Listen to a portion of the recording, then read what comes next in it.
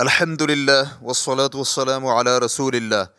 ہوائی جہاز میں قبلہ رخ کس طرح ہوا جائے گا؟ سوال کیا گیا ہے، ایک شخص بذریعہ ہوائی جہاز سفر کر رہا ہے اور اسے قبلہ کے رخ کا علم نہیں۔ یہ علم میں رہے کہ سب لوگ ہی قبلہ کا رخ نہیں جانتے۔ اس نے نماز ادا کر لی، لیکن اسے علم نہیں کہ آیا اس نے قبلہ کی طرف رخ کر کے نماز ادا کی یا کسی اور طرف۔ کیا اس حالت میں نماز صحیح ہے؟ الجواب بعون اللہ سبحانہ و تعالی۔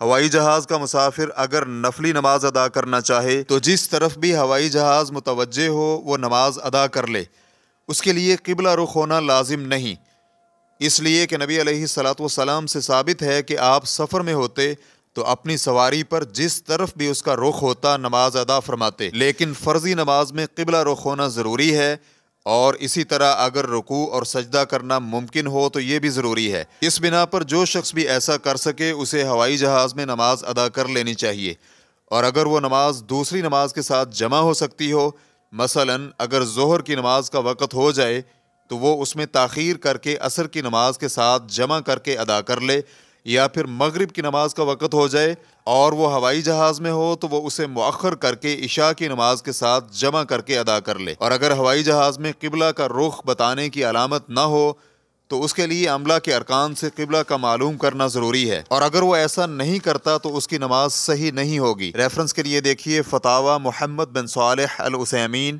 مجلۃ الدعوہ، شمارہ نمبر 1757، صفحہ نمبر 45۔